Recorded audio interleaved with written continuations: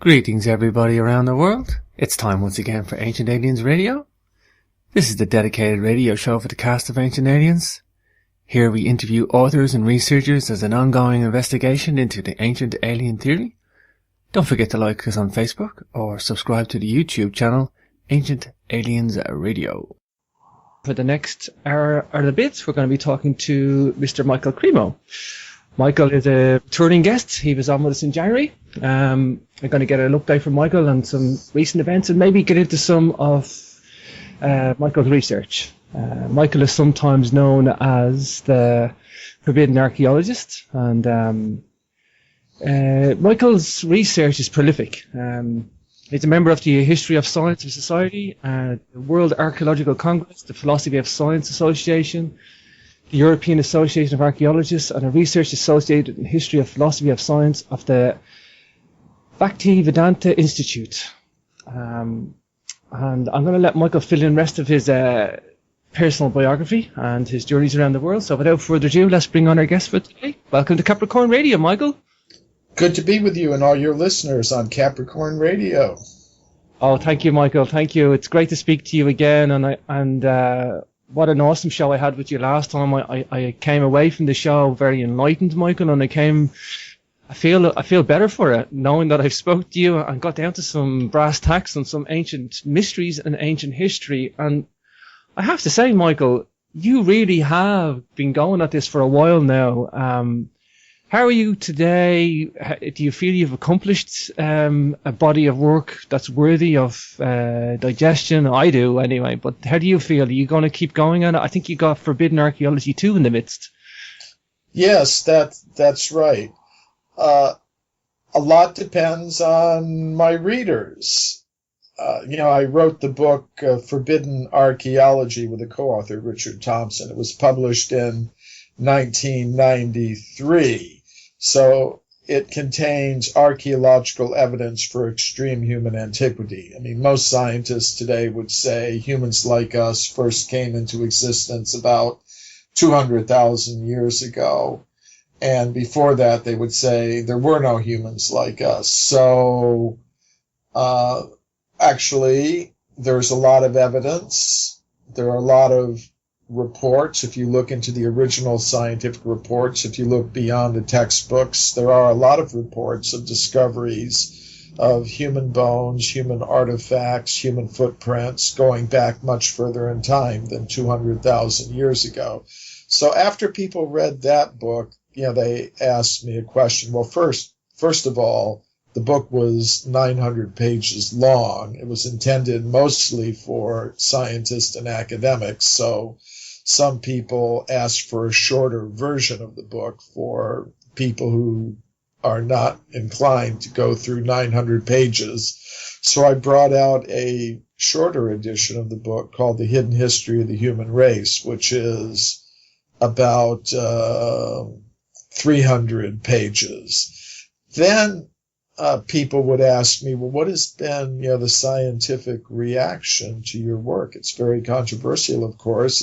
It's contradicting most of the current theories of human origins. So to answer that question from my readers, I came out with a book called Forbidden Archaeology's Impact, in which I included all of the scientific reactions in my responses.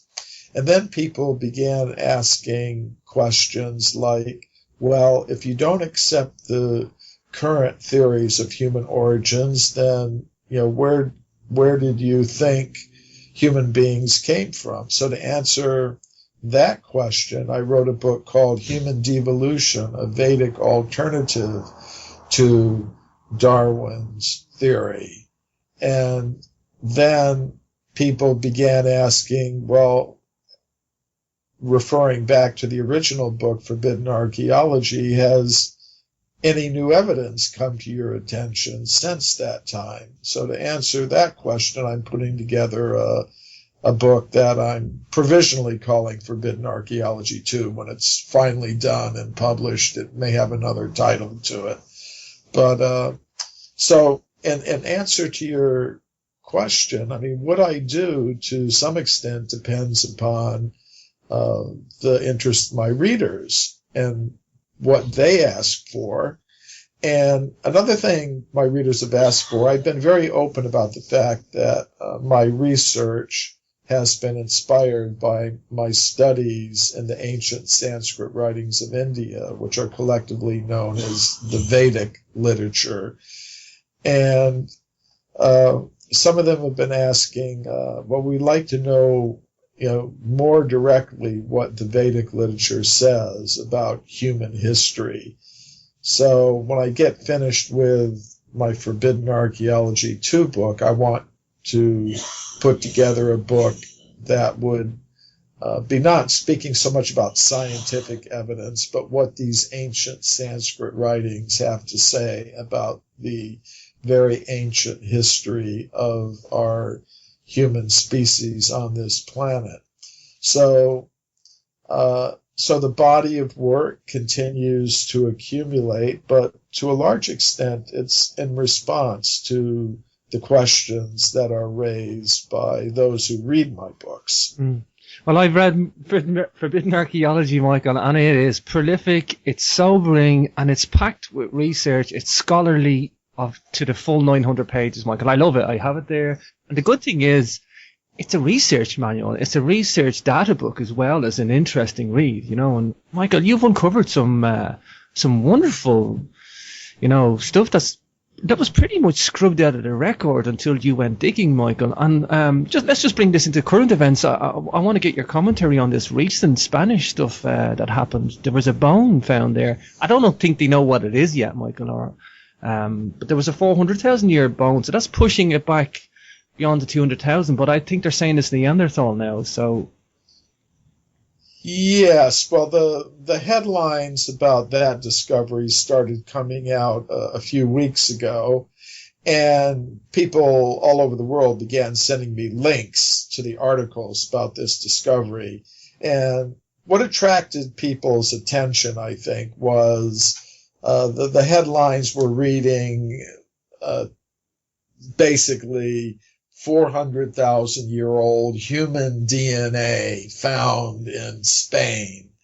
And people many people know I'm researching evidence showing how humans like us living today have been on this planet for far longer than most scientists now think possible. Mostly they say humans like us appeared about 200,000 years ago. So when people would see these words, human, 400,000 years, they would immediately think of Michael Cremo, and they'd mail me the link. Now, we have to be a little bit careful, however, because these days scientists, sometimes they throw around the word human in a way that really doesn't mean humans like us. As you were suggesting in your little introduction to this topic, they don't think humans like us were living 400,000 years ago, so they think they attribute those bones that were found at a place called Cima de los Huesos in northern Spain to some type of ape man like Neanderthal or Homo heidelbergensis, which is a type of ape man that's related to Homo erectus that they think lived in Europe 400,000 years ago. So sometimes they throw around this word human in a kind of loose way. But there actually is evidence, however, that humans like us were present in Europe 400,000 years ago, and even before that. There are some cases I included in my book, Forbidden Archaeology, that show this. For example, in the 19th century, a French archaeologist named Jacques Boucher de Pert. My French is not very good, so I hope I didn't totally massacre the name of that important scientist. He was one of the founders of modern archaeology. But he was doing excavations at a place called Abbeville in northeastern France in the Somme River Valley. And in his excavation, he was finding stone tools and weapons. And in the same layers, he found an anatomically modern human jaw. It's called the Abbeville jaw. And it was found in a layer, a stratum, that modern geologists tell us is about 430,000 years old. So, it was, of course, even at the time the discovery made, it was very controversial. Most scientists couldn't accept that humans existed so far in the past. So they proposed that Boucher de Perthes had been the victim of a hoax. They said, here's what probably happened. Somebody went to some Roman cemetery nearby and got a human jaw from that cemetery, maybe about 2,000 years old, and then took it to the excavation and buried it there for Jacques Boucher de Perthes to find. And that's actually the story that you see in the archaeology textbooks today. However, what we don't read in the textbooks is that Boucher de Perthes, after he was accused of being the victim of a hoax, went out and did additional excavations in the same location. And these new excavations were witnessed by many scientists. They were conducted under conditions that completely ruled out the possibility of any hoaxing. And in these new excavations, he found in the same layers 100 additional anatomically modern human bones and teeth.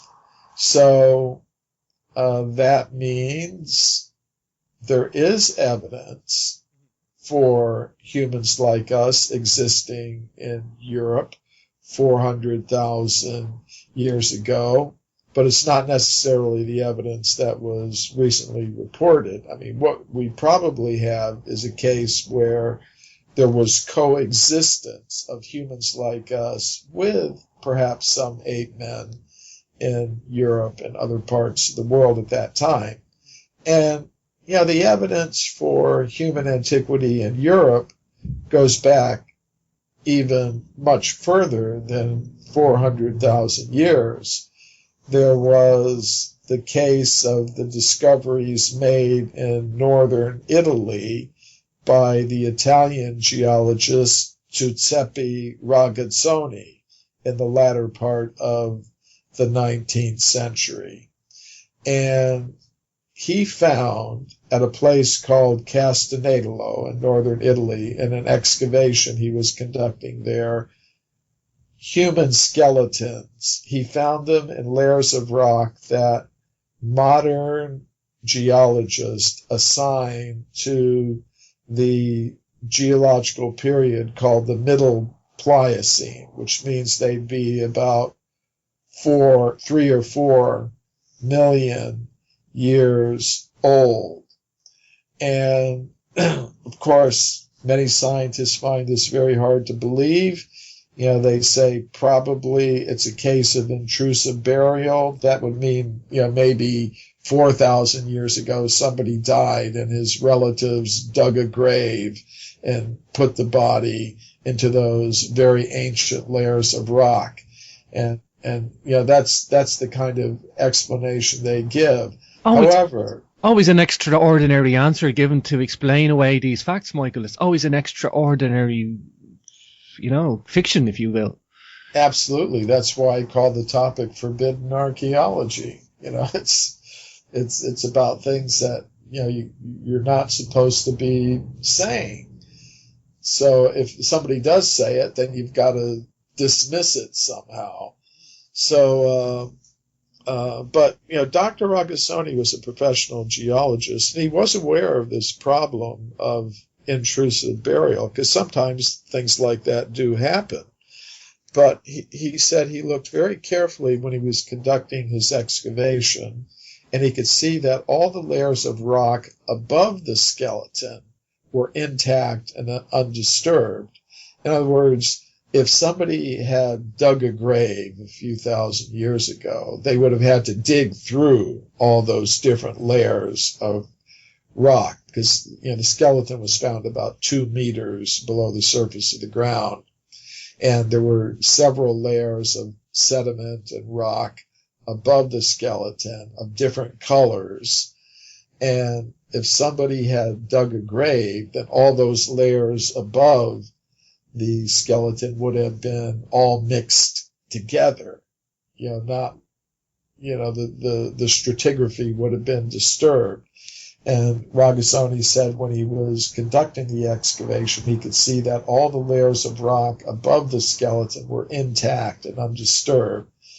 So there actually is evidence showing that humans like us were existing 400,000 years ago, 4 million years ago, and even further back in time than but this recent discovery that was getting the headlines about the 400,000-year-old bones, they were called human, but if you read carefully, they say the scientists claim that they weren't humans like us. Of course, that could be looked into itself.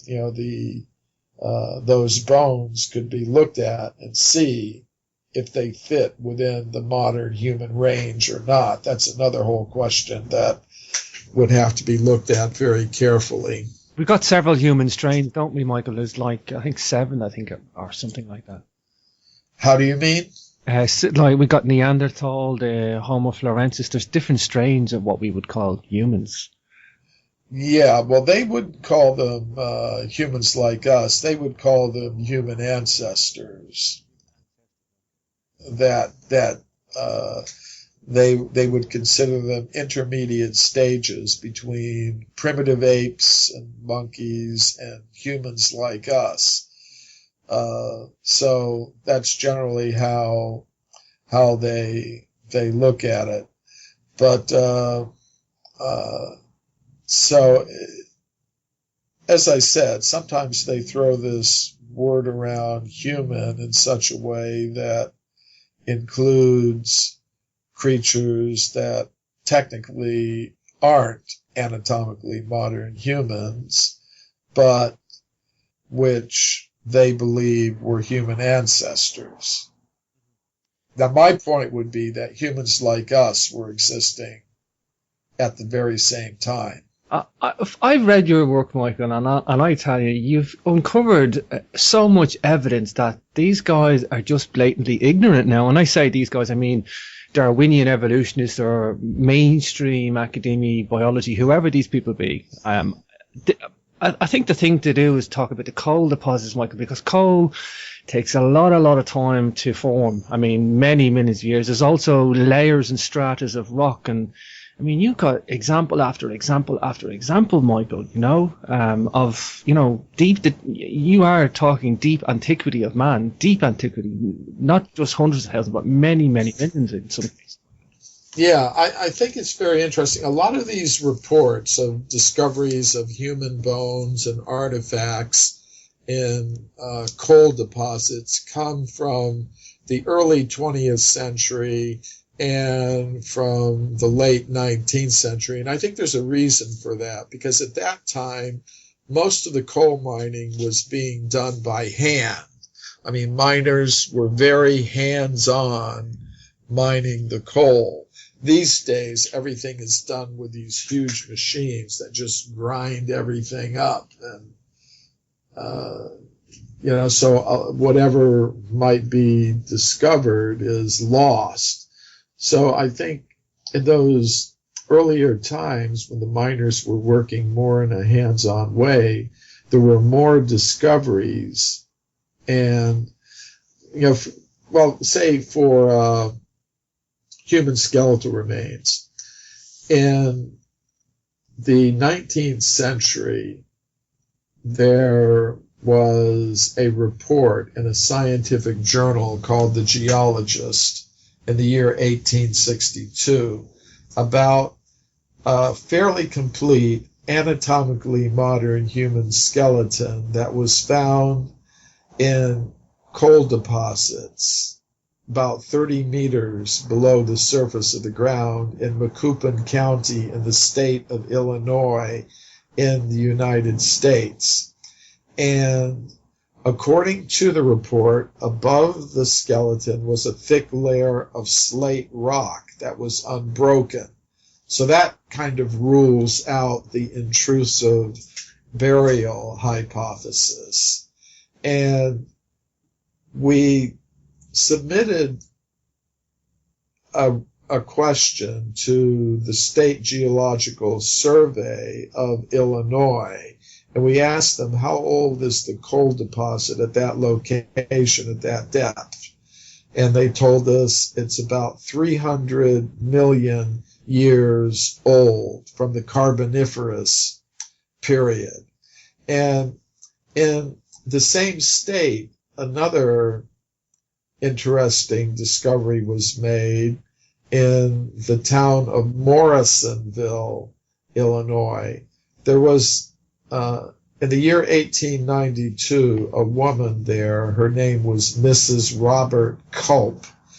She was putting some coal into her coal-burning stove, and there was a big piece, too big to actually put in the stove, so she broke it in half, and inside she found a gold chain, and the chain was about 10 inches long, and it was firmly embedded in the coal. When she picked up the chain, 2 pieces of coal were hanging off each end of the chain.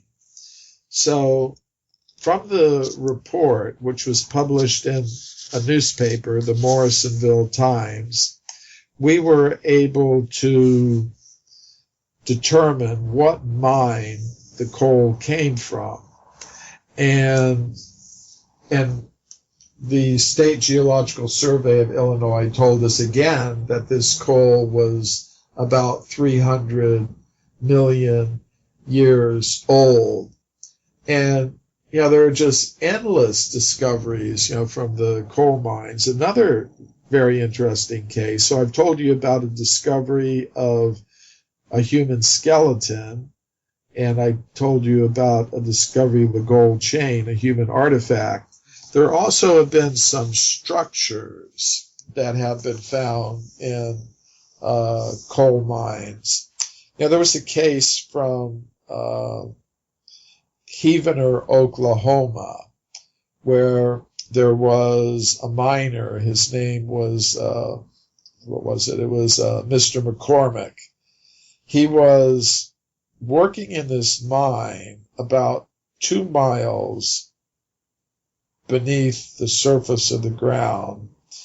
And within what they were doing is they were using dynamite to blast open areas of the coal deposits. They call these, when you blast out an area like that, they call it a room. And then they take out the coal. And while they were taking the coal out of the room, at the end of the room, the miners saw a wall that was made of 6-inch blocks of stone that were polished so smooth it was like a mirror you could see your reflection in. And when they reported this to their supervisors, they were ordered out of the mine, and the mine was closed, and they were sent off to another mine. So that is really interesting.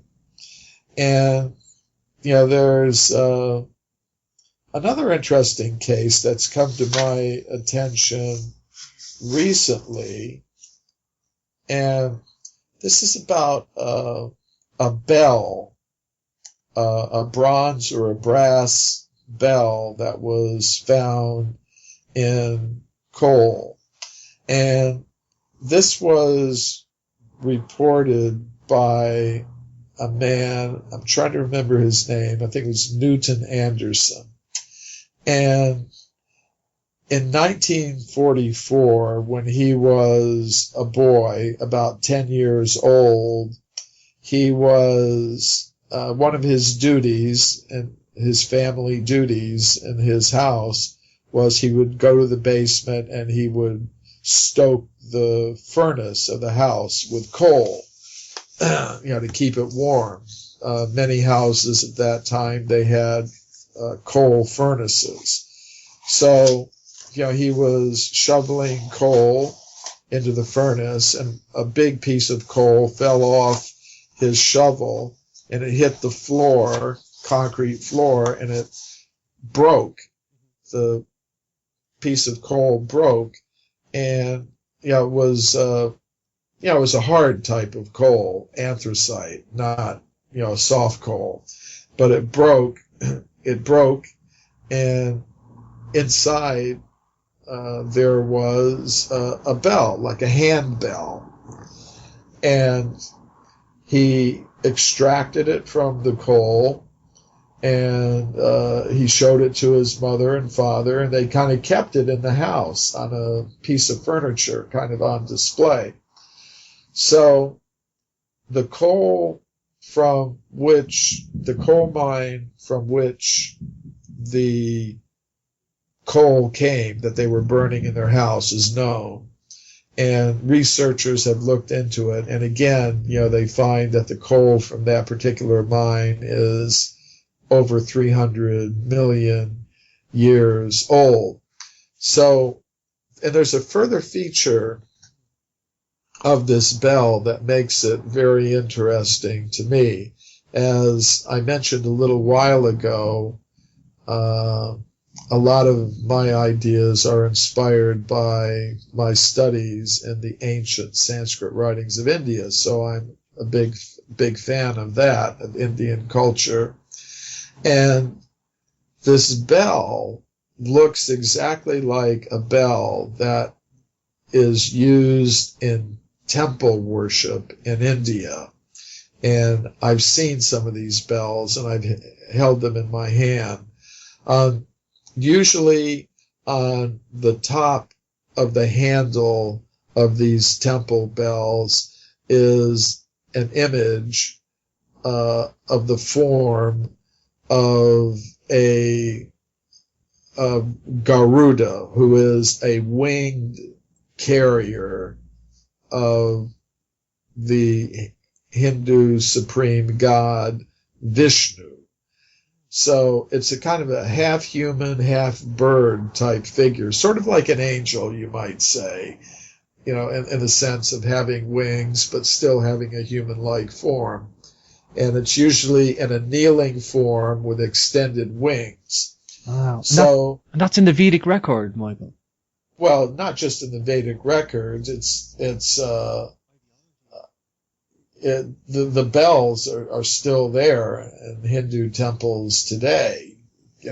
I've seen them myself. So this bell that was found in West Virginia in the United States in a piece of coal by that boy in 1944 is exactly like that. So what that tells me is that not only were humans present 300 million years ago, but some of them were influenced by the Vedic culture of India at that time. Just like today, say, the culture of Britain is spread all over the world. You can find British things all over the world.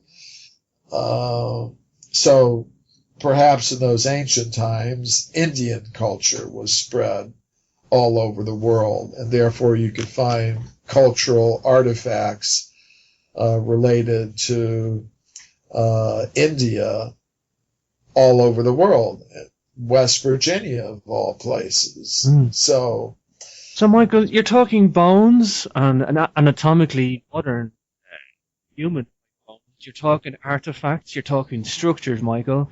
This is screaming out deep human antiquity. But I mean, we also have the Sanskrit writings, and I wanted to kind of get into some of this today, Michael, because this is like totally fascinating to me. These Sanskrit writings, I think they're incredibly interesting, incredibly important. These are pretty old. Do we have an idea how old these Sanskrit writings are? But these guys are talking in the Sanskrit writings about, deep antiquity too, Michael. It's mirroring what we're finding in the record. Yes, the Sanskrit historical writings are called the Puranas, and Purana is a Sanskrit word. It means old, so it means the accounts of the old times. And we have to keep in mind that the Puranas are based on a cosmology that has a cyclical concept of time, where there are vast cycles of creation and destruction that go on. And the basic unit of the Vedic cyclical time is called the Kalpa, or the day of Brahma, and it lasts for 4,320,000,000 years. It's followed by a night of Brahma that also lasts 4,320,000,000 years. Then comes another day, another night, and the cycles go on endlessly. So during the days of Brahma, life, including human life, is manifest in the universe, and during the nights, it's in a dormant condition. And according to the Vedic cosmological calendar, we're now in about the middle of a kalpa, or day of Brahma. The current kalpa, or day of Brahma, began about 2 billion years ago. So from a Vedic perspective, we would expect to find evidence for human presence going back about 2 billion years or so. And according to modern science, they believe life began between 2 and 3 billion years ago. But they think at 2 billion years ago, there would have only been simple one-celled creatures in the ocean, not developed forms of life like human life. Where did they base it, Michael? Where is that based on evidence, or is that theory? Is there any evidence to even suggest that? Well, it all depends upon what you consider evidence. In a courtroom, there are different kinds of evidence. One type of evidence is testimony, and another type of evidence is physical evidence, that you can put your hands on. So one type of evidence is what is the testimony of these ancient records. What do they say? And I accept that as a valid type of evidence. To me, that is evidence, the testimony given by these ancient texts. Now, of course, if I go to an archaeology conference, nobody there is going to accept a statement from an ancient text as evidence. They want to know about, where are the artifacts? Where are the human bones? Where are the actual discoveries? So that's why I wrote the book Forbidden Archaeology, is to provide archaeological evidence, reports of archaeological evidence of human artifacts and human bones, supporting the idea, which I've gotten from these ancient texts, that humans have been present on this earth for vast periods of time. Now, of course, one thing we have to keep in mind about what we find in, you could say, the record of the rocks, is that the further you go back in time, the less you're going to find, because geologists tell us that over time, there are different processes by which layers of rock are eroded away. They're destroyed in various ways. So the further you go back in time, the less evidence you're going to find. And so that's what you'll actually see in my book, Forbidden Archaeology. If you go back a few million years, there's abundant evidence showing that humans have been present for far longer than the 200,000 years most scientists are prepared to accept. If you go back maybe 50 or 100 million years, there's still quite a bit, but not as much. If you go back to around 300 to 500 million years ago, there's still some cases, but not as many as previously. And when you go back further than that, there's very few cases. Now, I don't think that's because humans weren't present. It's just that over those vast periods of time, the evidence doesn't survive. So, and the Sanskrit writings themselves, Michael, they have been kept obviously in textual form. Obviously, we're in the age of writing now again, and paperbacks and everything's everywhere. But I mean, going through deep antiquity, they were kept through song and poems, like poetic songs.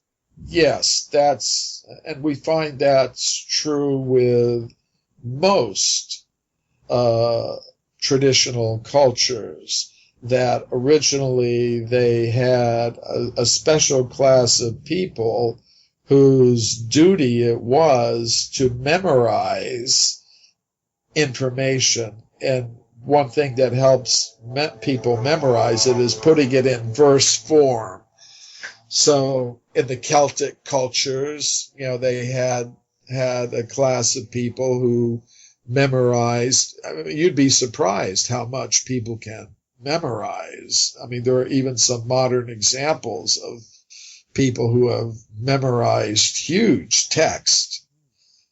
But there was a class of person who memorized the text and passed them down from generation to generation. So it was more or less an oral tradition until fairly recent times, when people's memories became a little bit defective and they started putting things into textual form, writing it down.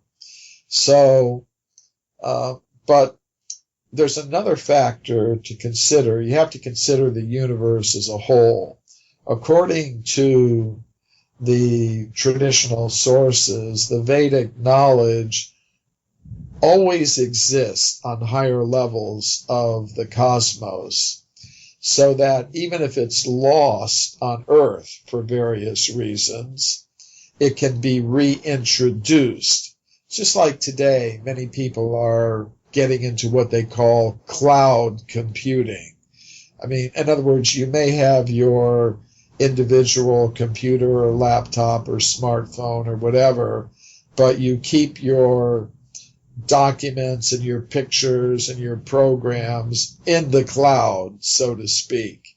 In other words, off your computer and on some other server, that's located at a distance, so that if your laptop or your smartphone is destroyed or becomes inoperable, then if you get a new device, you can download all your programs and pictures and files from the cloud. So I think there's a similar kind of thing operating in the universe as a whole, that this knowledge of all types is provided from some original source, this esoteric knowledge that's in the Vedas and in other spiritual traditions that have come down through history. That knowledge is something that's kept on some higher level of reality, and so that if it's ever the transmission of it is broken and it's lost on our level, the transmissions can be reintroduced and restored. Mm. Is it the Brahmas that they talk about extinction events, Michael? Well, it's interesting because, as I was mentioning, the Vedic concept of time is cyclical. I was mentioning the basic unit of the Vedic cyclical time. It's called the Kalpa, or the day of Brahma. And that is divided into subcycles called manvantars.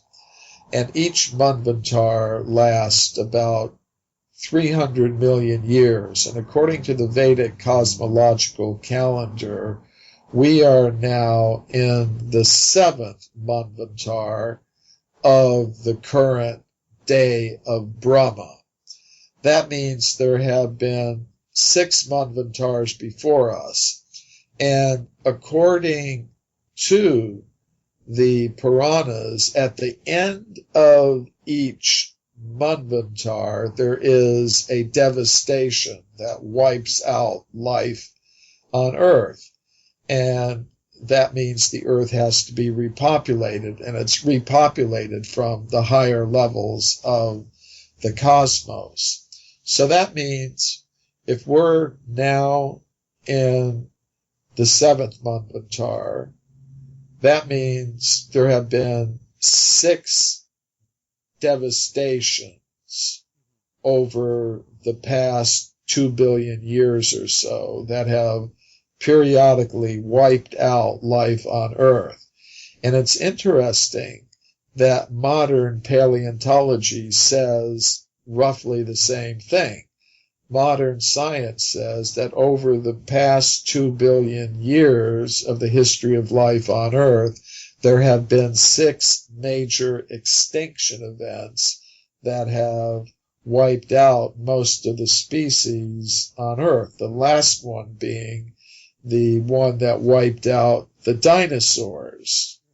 So it's interesting how there are some parallels between what modern science tells us and what these ancient cosmological writings of the Vedas tell us, namely that the life began on Earth about 2 billion years ago, and there have been 6 major extinction events or devastations that have taken place at intervals of several hundred million years over that vast period of time.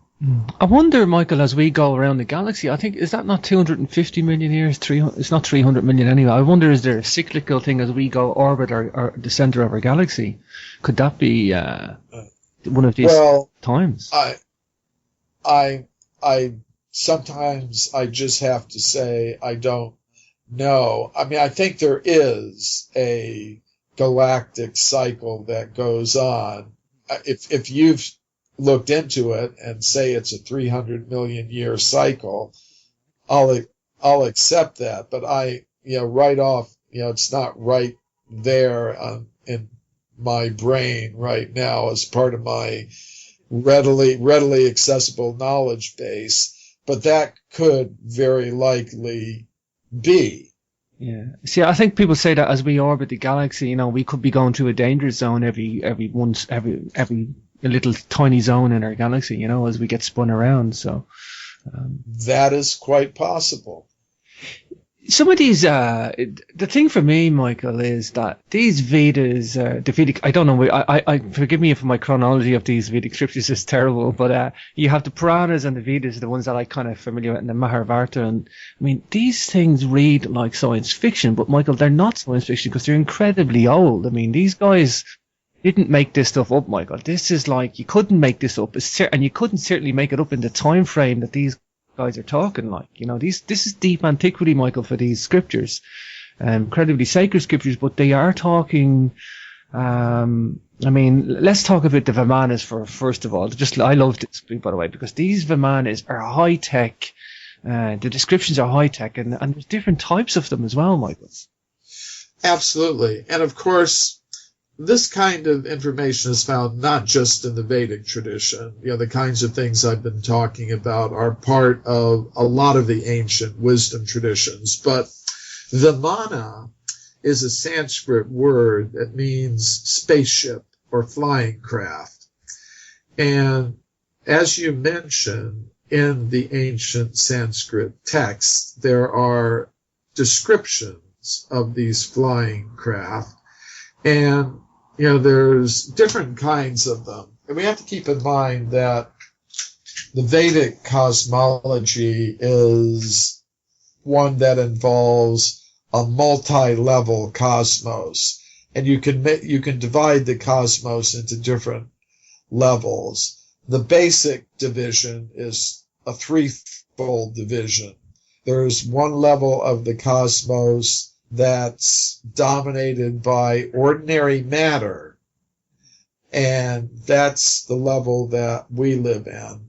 Beyond that, there's a level of the cosmos dominated by subtle mental and intellectual energies, and there are beings that are adapted to that level of reality. People have different names for them: angels, jinn, gods, goddesses, devas. People in different cultures have different names for these beings that inhabit that more subtle material level of the cosmos. And then beyond that, there's the purely spiritual level that I call the level of pure consciousness. It's inhabited by beings adapted to the conditions there. So there are Vimanhas that originate in each of these three levels. So there are Vimanhas that are made of purely spiritual elements. There are Vimanhas that are made of subtle material energies. And there are Vimanhas that are made of the gross material elements, the metals, that we're familiar with. And the Vedic texts describe all three different kinds of Vimanhas. There's a book called the Bhagavat Purana, or the Srimad Bhagavatam is another name for it. It describes how there existed on Earth about 2 billion years ago a saint named Dhruva, and he went into the forest to meditate, and he achieved a perfect state of trance. He got into a very elevated spiritual state, and at that time a Vimana was sent from the spiritual level of reality to take him up there. So in the text, it describes that when that Vimana or spacecraft was coming down, it looked like the full moon was descending. In other words, it was glowing. And it landed near Dhruva, and he could see there were two persons piloting this craft, and they came out and invited him to get on the craft. So before he got on, he walked around it, and as he was walking around it, as he was circumambulating it, his material body was transformed. It underwent an energy transformation to make it into spiritual elements. And then he got into the craft, and then it took off, and it started going through the different planetary systems on the material level.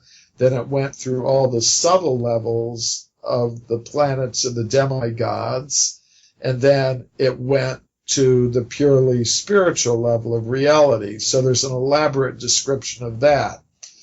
So then there's another description in the same text, the Srimad Bhagavatam it's called, of a subtle Vimana. It was made by a yogi named Kardama Muni, who existed on this more subtle level of reality. And he created this Vimana by his yogic powers, by his mental energies. In other words, he didn't make it by mining metals and refining them and then in a factory, bolting them together. he just by his mental powers, he was able to manifest this huge flying city. And he had a wife named Devahuti, and together in this huge flying city, they went and visited various parts of the universe. And, sometimes we hear about these things from modern UFO researchers. They talk about motherships, not just little spacecraft, but huge, huge, huge craft. Now, what was really interesting about this description like I said, it was like a flying city. There were gardens within it. There were animals within it. There were birds within it. But there were two kinds of birds. There were real organic birds like swans and peacocks and things like that. And there were artificial birds, in other words, robots. And it said that the robotic birds, the artificial birds, were so real that when they were flying, the organic, real birds would fly up to them just like they were regular birds. Now, that's interesting because here's something I learned from news reports earlier this year. Everybody's heard about drones. The Americans have them, and then other countries also have them. But what's really interesting is that the American military is developing drones that look and fly like birds. In other words, they're making these huge artificial birds. And the reason they're doing that is because the regular drone that looks like an aircraft is pretty obvious if you happen to see it in the sky, and you might shoot it down. But, if there's something that looks like a bird, it looks kind of natural, and you wouldn't necessarily think it was a drone. But these things are actually being developed now. There were news reports about this that I saw earlier this year, and I thought, well, that's really familiar because these ancient Sanskrit writings were talking about such things, artificial.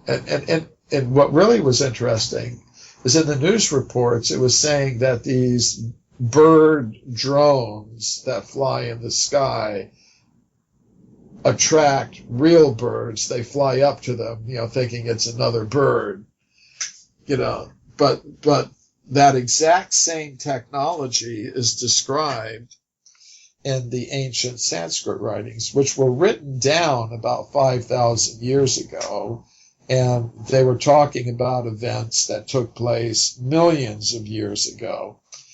So then there's a description of Vimanhas made of metal. So I talked about a spiritual Vimana, a subtle material Vimana, now a Vimana made of ordinary metal.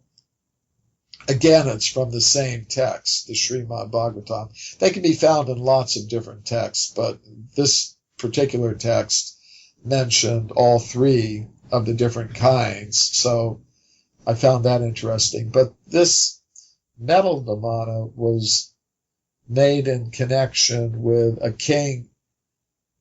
It was made for a king named Shalva who lived on the earth.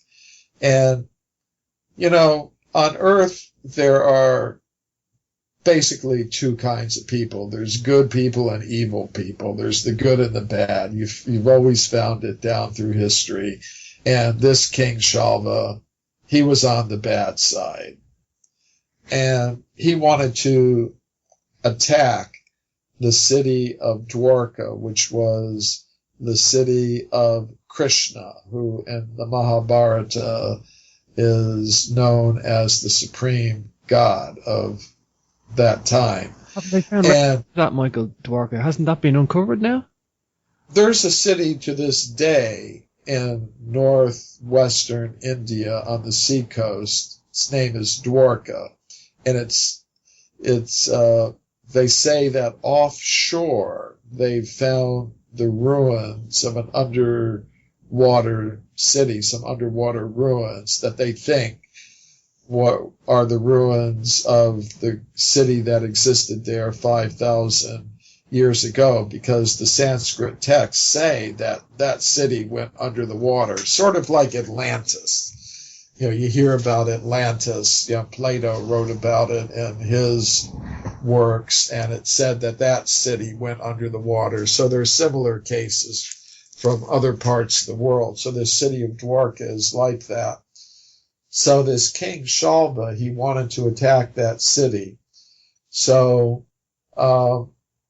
he was given a vimana made of iron by Maya Danava, who is the engineer of the forces of darkness in the universe, sort of like a Darth Vader sort of character. And so he made this huge, again, it was not just like a small ship, but it was, again, like a huge flying city made of iron, metal. And Shalva and his soldiers used this vimana made of iron to attack the city of Dwarka. They hovered over the city, and they started raining down weapons on the city, including energy beam types of weapons. They were described as lightning bolts, but it seems like it's some kind of energy beam weapon. And eventually Krishna just shot it down out of the sky. But there's an elaborate description of this aircraft. One thing it was able to do is it could appear simultaneously in several different places. And this is part of modern electronic warfare techniques, so that if an aircraft is coming into a combat area, it can fool the radar of the enemy by giving false radar signals so that it appears several places at once, and you can't tell which radar image is the real one or which is the false one. So apparently this vimana had that kind of ability. It could appear here and there simultaneously, and you couldn't tell which one was the real one to shoot down. So I think that was kind of interesting. And there are other interesting features of that craft, but I'm just saying, that these ancient texts have a lot of information about Vimanhas, flying craft. Detailed descriptions, Michael. Yes. Very bad. As I was saying, they're detailed descriptions. Michael, pause it there. We're just going to take a quick break, and we're going to be back in just a moment. So, welcome back, Michael. Good to be back. Hey, Michael, just give us your websites before we get into this, because I know what's going to happen. We're going to talk for another hour, but give us your websites, Michael. What's the best one to catch you on, and your recent website for your recent book as well? My general website is mcremo.com, mcremo.com, and there people can find my travel diary. They can find information about all of my books and upcoming interviews and things of that sort. Everything can be found there. Each of my books also has its own website, forbiddenarchaeology.com, humandevolution.com, and my latest book, mysciencemyreligion.com. Mm-hmm. The last time we spoke, we did a cover for the My Science, My Religion. How's that book been received this year, Michael? Is it? Well, one way to tell how it's received is by reviews in academic books, but it's a book that's just come out, and generally to get a review in an academic journal will take a year or two. So we'll see if anyone reviews it. My previous works have been reviewed in academic journals, so I'll be looking to see if my science, my religion draws any academic reviews. And of course, in the alternative science press, there have been some positive reviews of my work, which you would expect. So, still waiting for any reviews that might come out in the academic and scientific journals about my latest book, My Science, My Religion, which is a collection of 24 papers that I've presented at major international scientific conferences, in which I openly acknowledge the Vedic spiritual inspiration for my work, along with the scientific evidence that supports the Vedic ideas. So I'll be interested to see what kind of reactions come from the scientific world and the academic world about that book.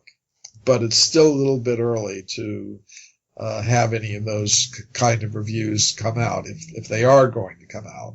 For sure. Michael, we were talking just before the break about the Vimanhas and the Vedic scriptures, and this. Well, as an engineer, Michael, you can appreciate why this appeals to me. And I've got a degree in physics as well with astronomy, but it's an academic degree. I've never used it in any practical sense. It was just self-fulfillment, the degree. But I love, physics, and I love engineering, and it's what I'm pretty good at. But although history is a passion, and I look at these Vedic scriptures, and they're just like, they're talking about an age, Michael, where there was technology. They're talking about an age that was like, it advanced in a way. And I had a discussion with somebody about 2 weeks ago, Michael, about Oppenheimer, and he believes that, because he was a student of these scriptures as well, and also the father of the atomic bomb. And tell us about the atomic knowledge that he sees in the Mahabharata, I think it is. Well, in addition to being a great physicist, he was a student of the ancient Sanskrit writings of India, and he was very familiar with the Bhagavad Gita, which is one of the primary texts from that tradition, which is a chapter actually from a larger work called the Mahabharata, the history of Bharat, which is a name for India. So in those works and other Sanskrit works, there are descriptions of weapons that resemble modern nuclear weapons in terms of the descriptions that are given of their effects. These weapons were called Brahmastras, and there are descriptions that when these weapons were set off, it was as if you had millions of suns all concentrated in the same place. So you can just imagine that. And these weapons, they would be compared to the power of time. And in Bhagavad Gita, there's descriptions like that as well. So, as you mentioned, Robert Oppenheimer was the head of the American project to develop a nuclear weapon before the Germans did, or the Japanese did, during World War II. And when the first American atomic bomb was tested, and of course it wasn't just Americans involved, there were scientists from all of the European powers, from England and elsewhere, who helped in that project. They set it off, the first one, the test one, at a place called Alamogordo in the deserts of New Mexico.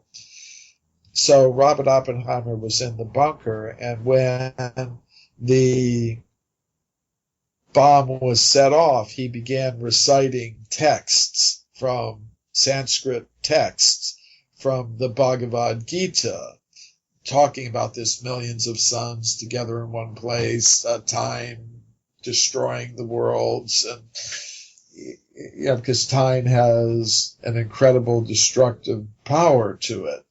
So I've read that he was asked by someone, I think it was a reporter, what it felt like to be there when the first atomic bomb was being set off, and he kind of corrected the reporter and said the first in modern times.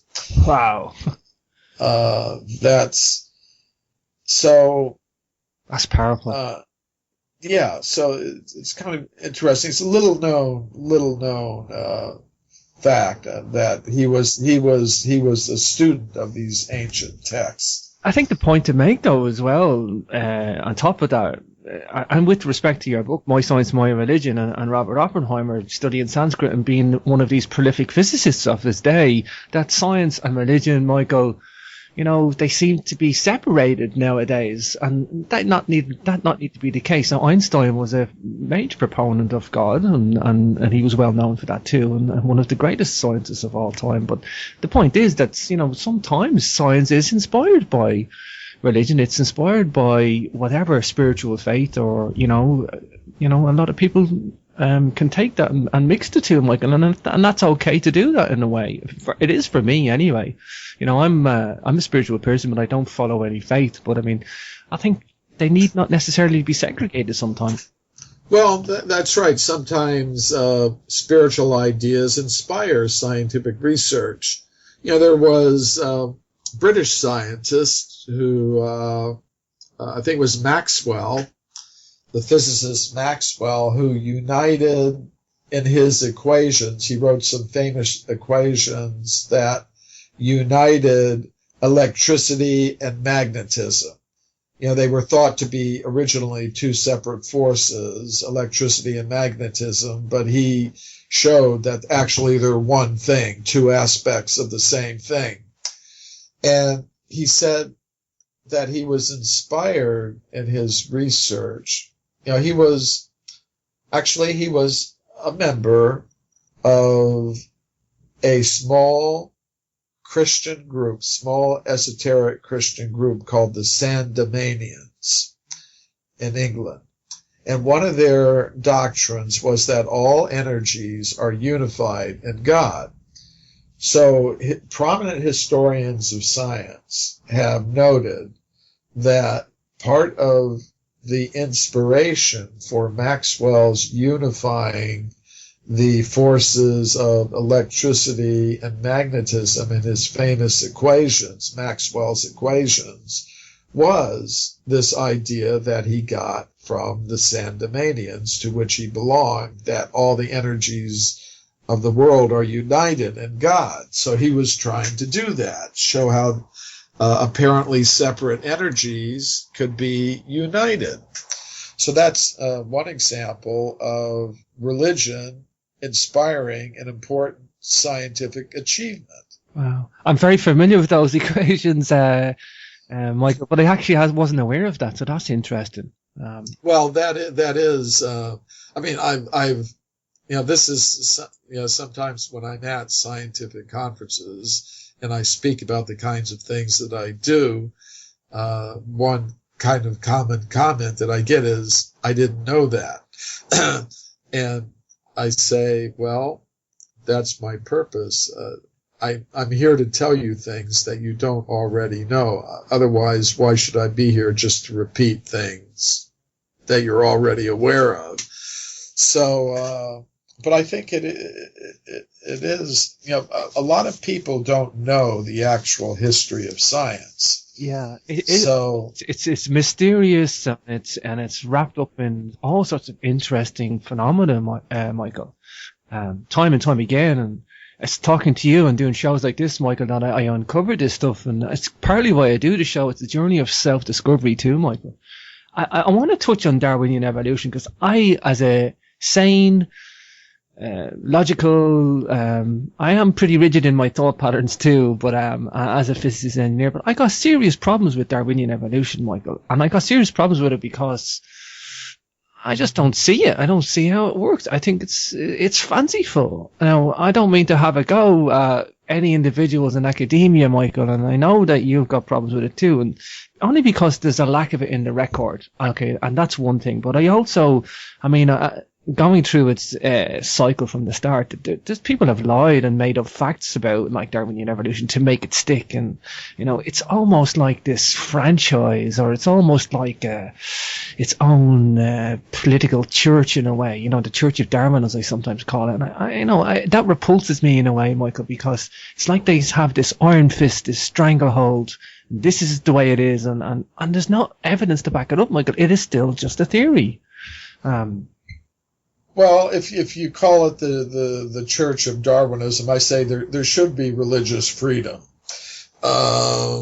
which means, on one level, I respect the right of each individual to come to whatever conclusion they want to about the origin of life or species.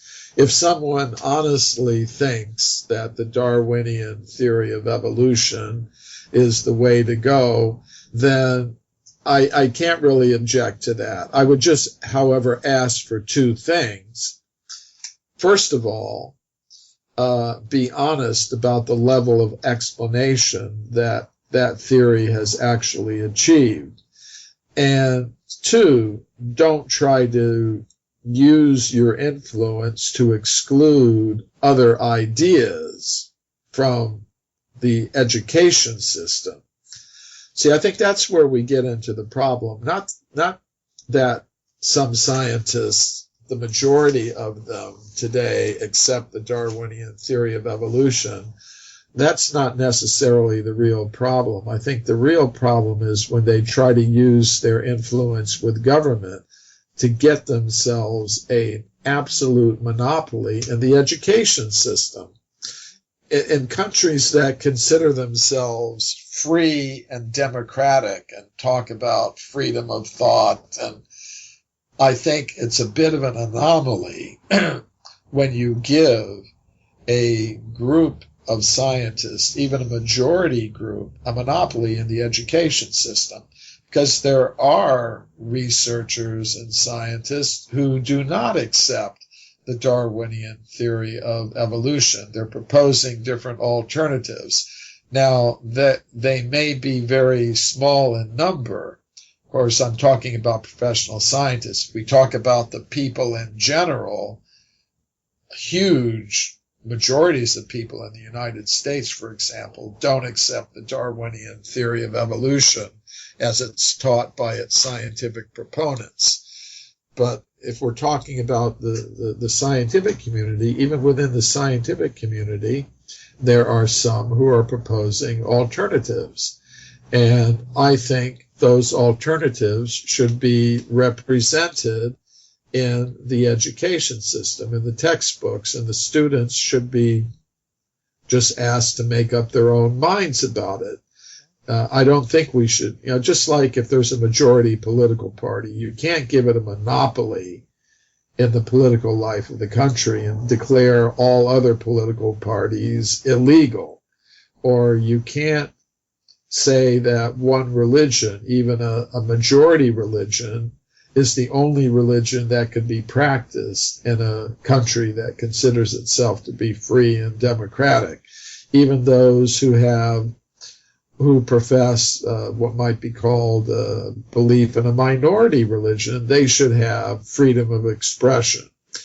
So I think that's the real problem with the Church of Darwinism, that it's demanding that everybody else be excommunicated and have no place in society. So that's where I see the real problem. For me, I don't even know what you want to call intelligent design. Just in terms of, forget who the designer is for a moment, but I gravitate towards an intelligent design. I see deep complexities when you go down to the cells, and it screams of a designer. It screams of, like, even set outside the biological kingdom. Even the universe itself, Michael, with all the mathematical formulae that we have, all these constants going out through the universe. Newton's law of gravitation and his gravitational constant, and the force on an electron, and all these different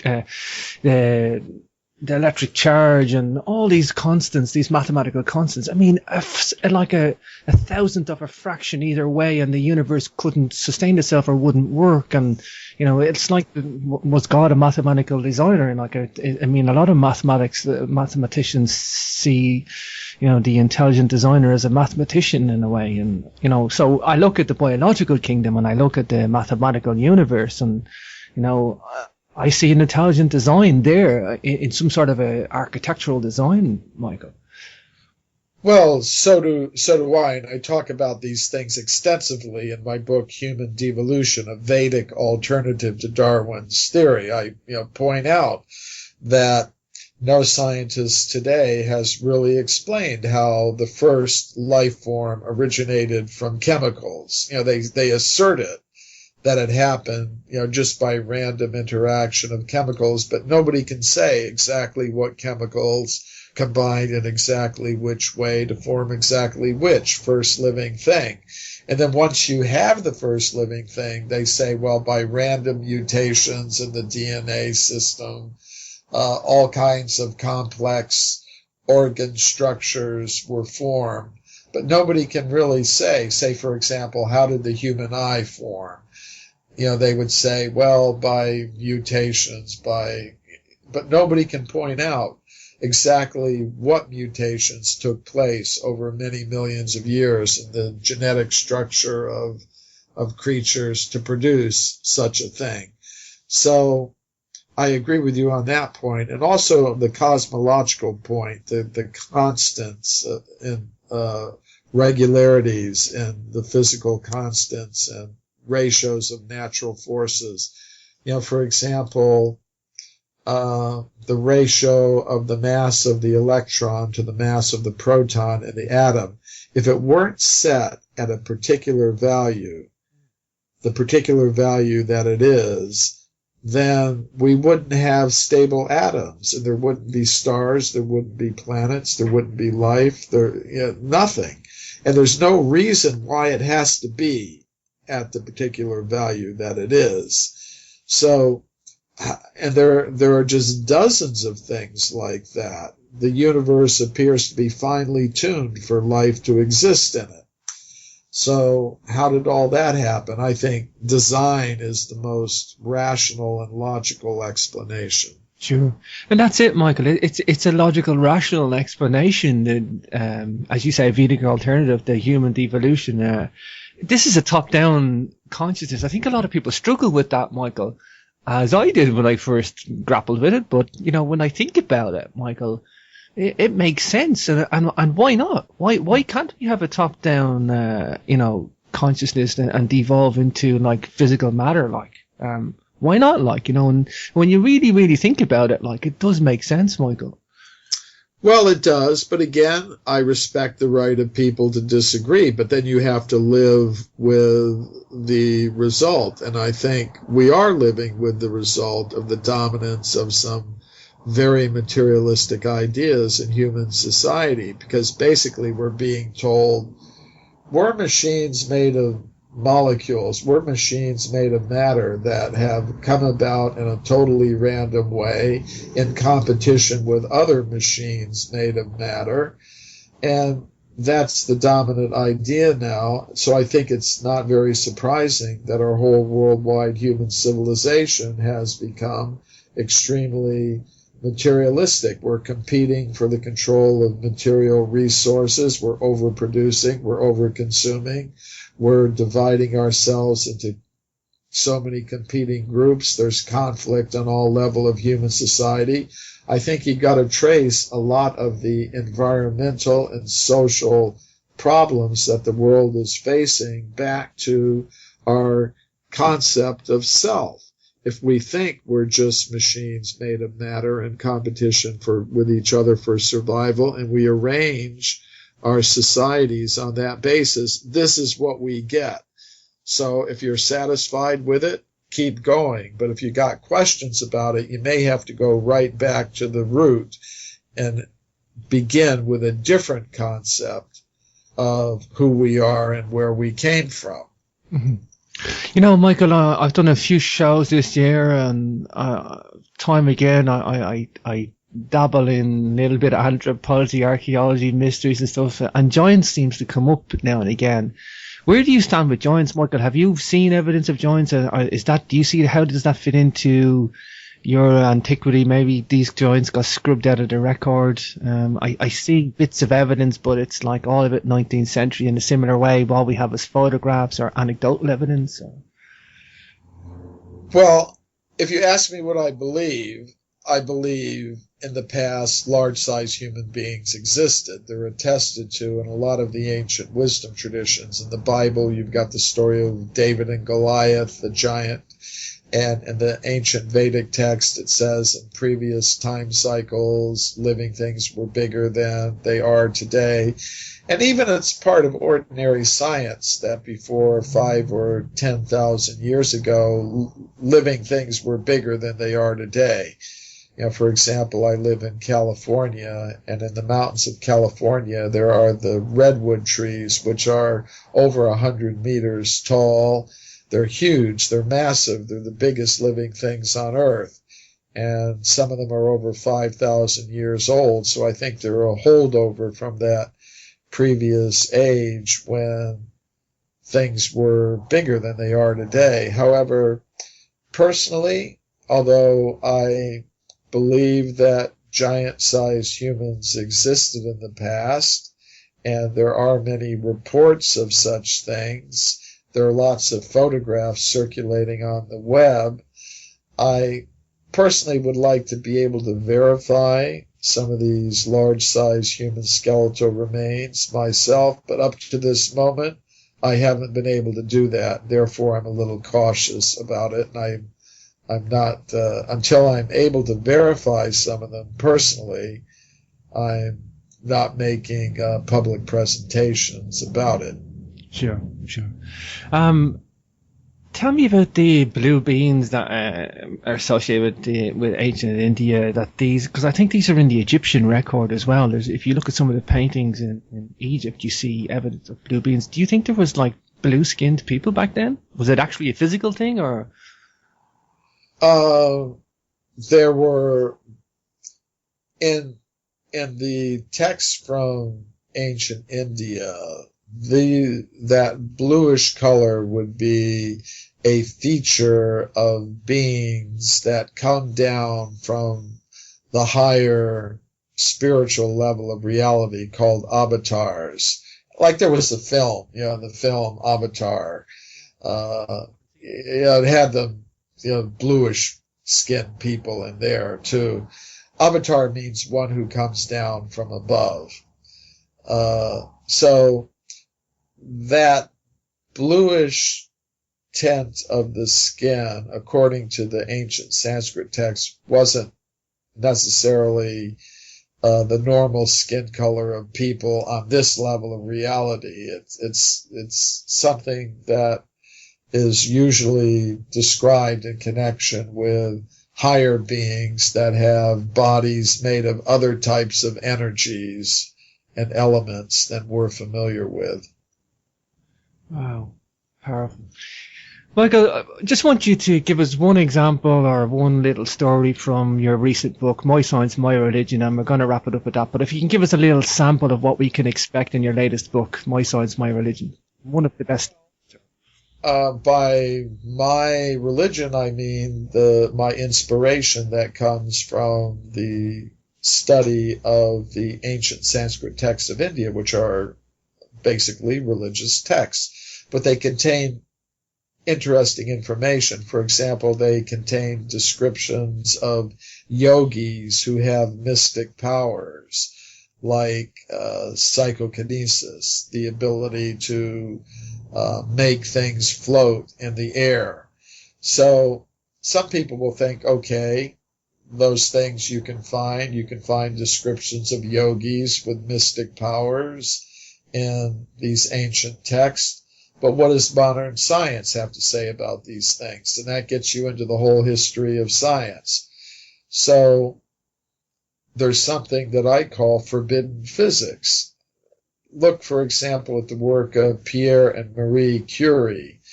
They were husband and wife. They lived in Paris early in the 20th century. They both got Nobel Prizes for their work in discovering radium and doing a lot of the early research about radioactivity.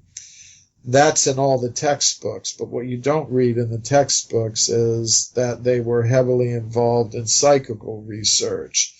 They were part of a group of 20 prominent European scientists, including 5 Nobel Prize winners, who were doing research with mediums. And mediums are people who have paranormal powers. So one of the mediums they were investigating was an Italian lady named Eusapia Palladino, and she had psychokinetic powers. So on one occasion, they had this woman in the Psychology Institute in Paris, and she was sitting in a chair. Marie Curie was holding her hands. Other scientists were holding her feet, carefully controlling her, making sure she wasn't moving at all. And in the middle of the lab, Pierre Curie, the Nobel Prize-winning physicist, said that under perfect conditions of observation in broad daylight, a large table was floating about a meter off the ground in the presence of this woman. So when I talk about my science, my religion, I mean descriptions from religious texts that talk about some unusual things like mystic powers and the scientific evidence that is consistent with these things, like the Nobel Prize-winning physicists Marie and Pierre Curie investigating people who had such powers. And that's one thing you'll find in this book, My Science, My Religion. Wow. Why do you think they scrubbed this out of the record? Do you reckon it's a deliberate conspiratorial reason, or is it just we don't like it, we don't understand it, and people naturally push it aside because of that? Well, I think it gets back to a basic struggle that's gone on since time has begun, namely the struggle between the more materialist and the more spiritualist elements in society. Because I think in today's society, the materialist element has become very dominant in the culture, the science, everything. And they like the materialist ideas. They like keeping people focused on material production and consumption because it generates a lot of wealth that flows into the pockets of governments, financiers, bankers, industrialists. And if people just keep producing and consuming more and more material things, that's good for that system. And they don't want anything that would disturb it. You know, if people had more spiritual ideas about what they are, that we're all beings of pure consciousness, that we've come from some higher level of reality, that we should be living more simply and naturally and trying to satisfy our material needs in the most natural and efficient way possible, while putting most of our human energy into developing the resource of consciousness, that would be bad for society, in the opinion of the people who now run it. I think, just to finish on that, Michael, I think something that alternative history or even history in general has taught me is that, materialism is not a good thing, and to look for alternative ideas and to look for alternative answers. And, I've become a less material guy in my 30s now, and I feel better for it. I feel a better philosophy of the world, and I feel better respect for my human beings on the planet. I think you could easily get trapped in the world of the material, and I think that's a good note to finish on there, Michael. Michael, your book is available. Your latest book is mysciencemyreligion.com. You can get a sample chapter there. It looks great. The table of contents is there. You can browse the book before you buy it, in a way. And your website is mcremo.com. Michael, it's been an absolute pleasure having you on today. You will come back at another time and talk in the not too distant future, I hope. Yes, I will.